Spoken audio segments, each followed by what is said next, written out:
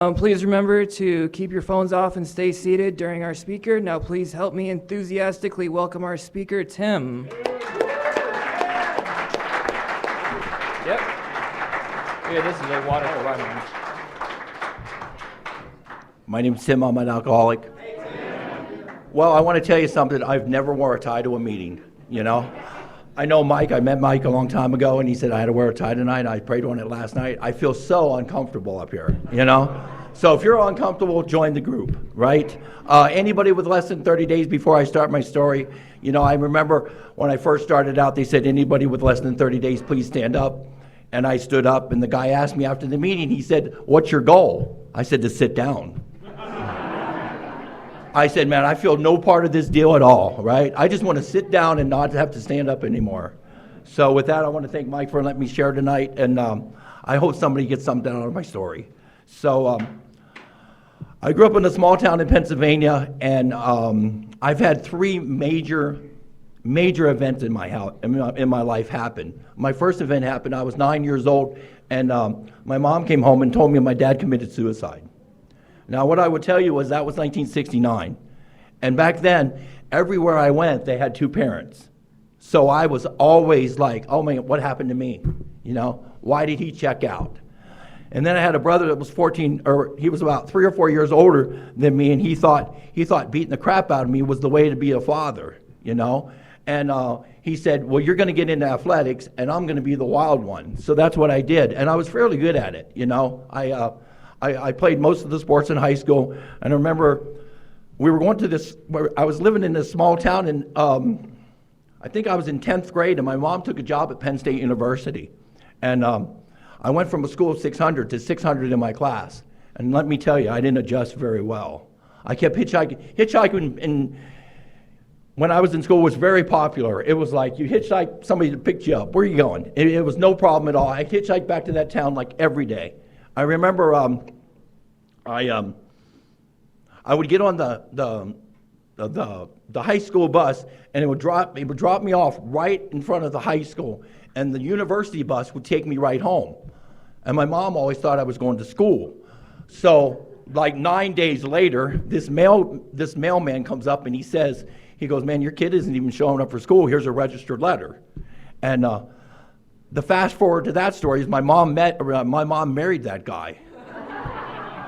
And I told her, I said, man, if it wasn't for me skipping school, you'd have never got married. And she told me if it wasn't for that, I never got divorced. So, it never seems to really work out too well. So, I was just, I graduated high school in 1978. I wanted to get away from Pennsylvania, and most of my family was in the military. And I said, I think I want to go into the Navy. So I never forget, I went down to this Navy recruiter, and I said, he goes, how can I help you? I said, well, I want to go into the Navy. He goes, so what do you want to do? I said, man, I just want to go somewhere where it's sunny. And he had this look in his face. He goes, I think I can help you. And my thinking was, I got over on him. And they sent me to San Diego. But it was like, wow, I'm in San Diego. It's sunny. It's this like this.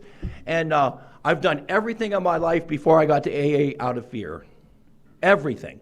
So I remember we were hanging out with these guys, and the first thing they said, man, take this little like cigarette thing and this drink and do it now. And I was so scared that they wouldn't like me, I started. Now the Navy doesn't require too much. All it requires when you go out to come back on the same ship. So I'm out one night in San Diego, and I'm one ship short showing my ID. And they're like, you're not on this ship. And I'm like, I am. I just want to go to bed. They're like, no, man, you're not. You're like over there. I'm like, oh, shit. And like everything else, that was a story for about a month, And I don't know if anybody's been in the service. We went to a lot of places, a lot of places overseas. And they would always say, don't go there, right? Well, where do you think I went? And like half the ship was there too. So we had all these guys just hanging out. They were like, we're really good. So I did 3 years in the service, and I put on this, I really have this ability to put this face on. I don't know if anybody else can relate to that. Like everything's okay, but everything's miserable inside. I basically want to kill myself like my dad. And I heard a lot of stuff in here like, wow, I took that first drink and I could talk to that girl. And I was like, man, that never happened to me. You know, my perfect thing was my heart and lungs are barely working. I'm laying on the floor. You know, that's where I want to be. I don't want to talk to you. I don't want to deal with you. I don't want to feel nothing. And the minute I wake up, that's the goal. And I don't care what I have to take to get there. And it was pretty fun, you know? I mean, a lot of people laughed when I showed up because I was like, oh, watch, she's going to fall over, you know? And I fell over. And I was very happy there.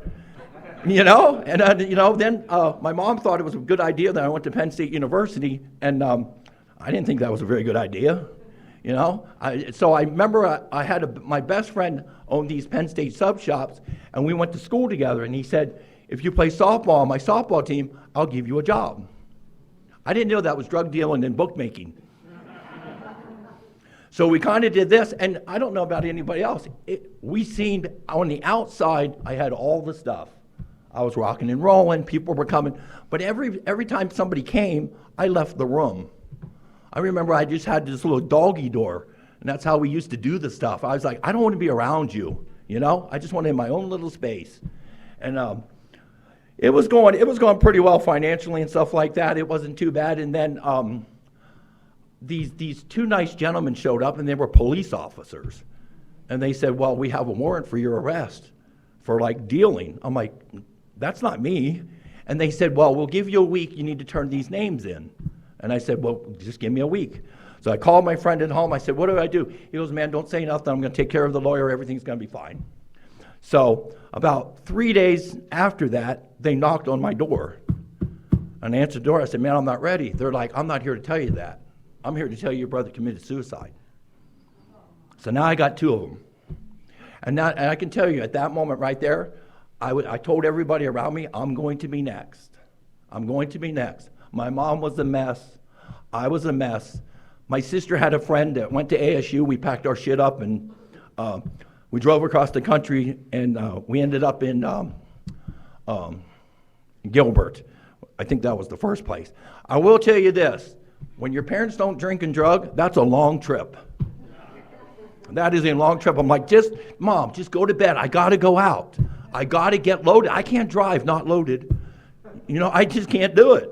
I'm miserable. So we get out here, and she says the weirdest thing to me. She goes, you need to get a job. I'm like, what? I can't even function. And my first job in Phoenix, I was a tree trimmer. I went way up high, and I was really proud of myself. I lasted till like noon. And I was like, man, I'm done. I don't want to do this no more. I want to do what all we do. I know how to do this for free. I know how to work a room. Hey, you got the stuff? You're my best friend. Hey, how about you? You good? And that's what I did. And I just did all that stuff all the time. And what happened was that it got so bad that I would watch the news, and they'd say they'd have a murder on some street, and I'd drive over there. I would literally get in my car and drive over there. And I remember they said, man, this white dude is crazy. Because I was crazy. I didn't want to kill myself, but I wanted to die. And how that ended up was, I ended up under this palm tree in Phoenix, right? Like this, here's a palm tree, and I'm homeless, and this is a palm tree. And this guy comes up and goes, what do you do? What are you doing? I said, what do you mean? He goes, I live here. I'm like, what? So I got kicked out of a palm tree. I couldn't even live under a palm tree. Somehow I got to the VA. I got to the VA in Phoenix, and I remember this guy, he was walking around, and he was just all messed up. He was like drooling and stuff. So like later on in the day, I said, hey man, how does that happen? He goes, just act up in the morning, they'll give you a shot. And I said, man, that's it for me. I'll act up tomorrow and just look forward to my shot. And it was like I was drooling and everything. I was like, man, this is great. And I actually thought back then I would live there. I'm like, I'm going to live at the VA.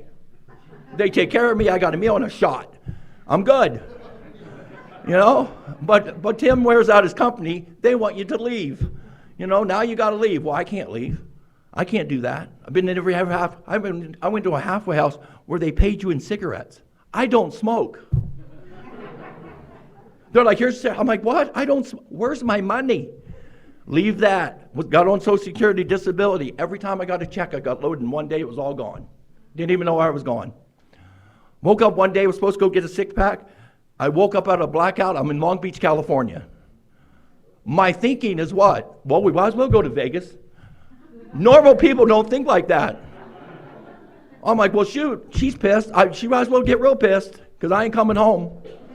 I ain't coming home till I'm completely broken. I'm devastated. And somehow I still got into VA, and my life started to change. They said, well, we have this homeless program up in Prescott. And my first thing was, do they have TV? I didn't even know. I'm like, do they have TV? What do they have? And they didn't have any phones or anything like that. And just to back up a little bit, when I first came to AA, they all smoked. I mean, they all smoked. And you see this fan right over here? There was a little sign that said non-smoking section. And I'm like, what? There's no way this is a non-smoking section. And then the weirdest thing happened. They took a smoke break. I mean, I was nuts. I'm like, what the hell is wrong with these people? They're smoking. It's in my clothes. I'm pissed off. I'm calling my mom. Can you take me back? No. I'm like, I can't hang out with you. She goes, what'd you learn? I said, I think I need to learn to smoke. I think I need to learn to smoke and drink coffee. And I didn't do any of those things. None of those. I came into AA. I had one shoe, one sock, and a black eye. And some guy goes, are you new? And I'm thinking, how in the hell do you know that? How would you possibly know I'm new? There was more people in here that you picked me out, and they kind of circle you. You ever see the circle? It piss you off? Hey, they're all happy and shit. You know, you're miserable. You're like, just get away from me. I just got to remember when to stand up, when to sit down, and go outside. And that's all I can say. And then I got a little story about the basket. You know the baskets they pass around? My goal was not to take the money. I was like, God damn, just don't take this money. I mean, bad, don't take the money. And I used to go to like big meetings in Phoenix. I'm like, damn, they got a lot of money.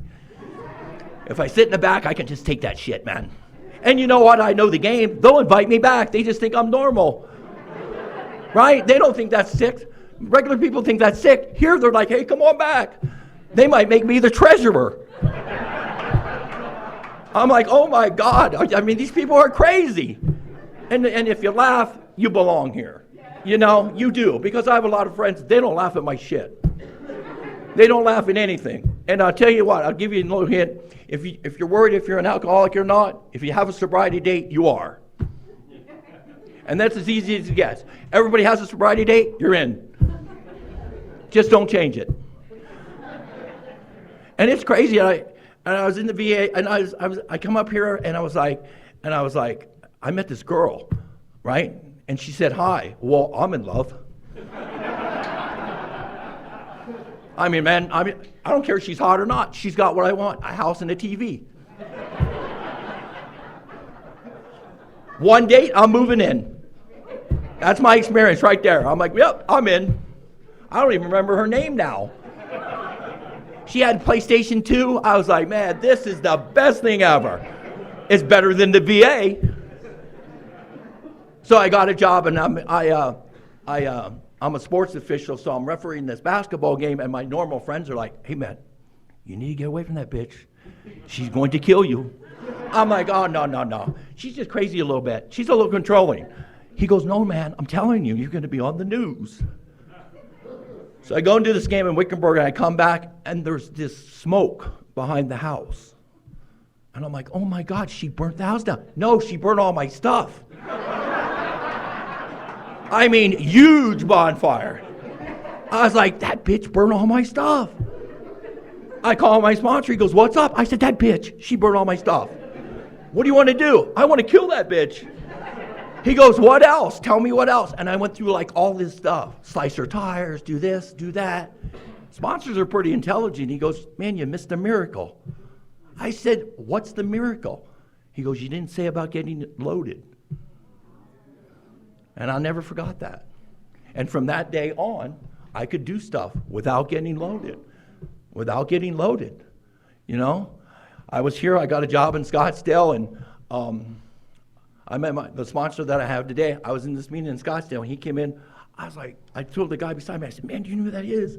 The guy's like famous. I'm going to go over there and ask him to be my sponsor, right? And I said, do you know who I am? thinking he knows who I am. He goes, no. I said, will you be my sponsor? He goes, absolutely. I left, and I was thinking, man, I'm going to get laid.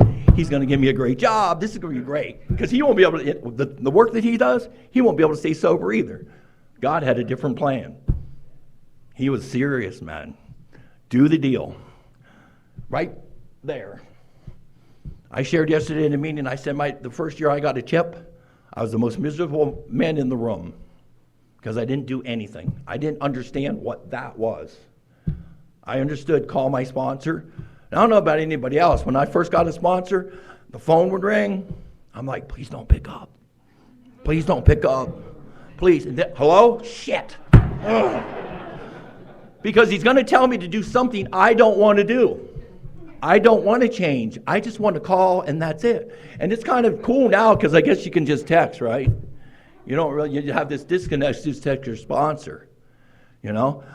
So we start hanging out. He starts taking me through the steps, and he goes, we need to do this. Well, down there they had a 10-minute speaker, and then you broke off into these tables, right? He goes, well, bring your stuff because we're going to do this 4-step. And I'm like lying. I'm like, yeah, right on. I'm ready. So I show up, and I don't have the stuff. He goes, I do. I'm like, shit. He had the tablet, he had the paper. He goes, we're going to do this right now, and you're going to feel better. I said, I feel worse. And see, the deal is with me is I can't let him get close to me because my experience is he's going to check out. Just like my brother, just like my dad, just like people that I know. When it comes to standing up for me, they check out. They just check out. They really don't know what they're doing. They just kind of go their own separate ways. And he was the deal. And, you know, I love that man. And as a matter of fact, he went to Italy to do a couple shows. He's doing a couple shows in Europe, and he talked to me yesterday, and he thanked me for being in his life. And that was a shock to me. I said, man, I need to thank you. He goes, no, just pass it on to those people there. You know, my goal is there's a lot of people here. I hope I just get one. We don't have to get them all. Just get one. One that says, hey, guess what? This is a good deal. Now, there's a couple other things that happened. I moved back down there to Scottsdale, and I was working, and he said he was supposed to speak. And he goes, man, I got an emergency. Can you pinch hit? I already told the guy it's all set up for you. I said, absolutely. I'll do that. Now, you don't know much about me. I really don't wear a tie. I wear a rock shirt, and I love music. So I pull into this driveway, or this meeting, right? Now, if you don't know where meetings are, just find a church with a lot of people outside. That's where they're at. So I pull in, and it's rocking and rolling. I got two of my buddies with me, and we're ready to go. And I get out of the car, and this guy comes up. He goes, what are you doing, man? He goes, you keep listening to that music and wear that shirt. You'll never stay sober. Who the hell are you? I said, man, I'm the speaker. And the only reason I share that story is you can listen to any music you want. You can wear any shirt you want. You can do anything you want if you do them. And I never knew until I did all of them, because I kept doing that and I wasn't feeling better. I didn't have a spiritual awakening. If there was one thing I could give you, it would be that. It wouldn't be a car. It wouldn't be a chip. It would be that. It would be that. That's when my life changed. It's been pretty tough lately. You know, this last year hasn't been good. I lost a niece, I lost an aunt. I lost an uncle. I lost my best friend in the world to cancer. We've been friends for over 50-some years. Played Little League baseball. He told me he had cancer. He died like 3 days later. I was like, you know, this isn't working. This isn't working. You know, I can tell you that back when I was working in Scottsdale, I went to work and I came out and somebody stole my car. And I call him up and I'm like, man, somebody stole my car. Now sponsors, I don't know about sponsors. He goes, well, they have a bus. I'm like, that's not what I want to hear. I want to hear, hey man, I'll buy you a new one.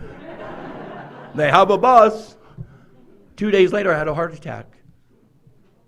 I was working and this lady goes, man, you look really white. You look really white. And I'm like, no, I'm all right. It's just hot down here, right? And they put a stent in. Lost my job, lost my car, had to go home, stay with my mom. But what happened was when I went home, I went to my brother's gravesite. And I worked through all that stuff. And I forgave him through all what I learned here. And my life started changing around. And I didn't have anything. I do go to church on a regular basis. So my uncle was a preacher. My aunt takes me to this church, and we're hanging out every Sunday. And wonderful lady. So all of a sudden she says, "You want to check this car out? We'll go down here and check this car out." I said, "Well, okay." She goes, "What do you think?" I said, "It's good. It's yours." I'm like, "What?"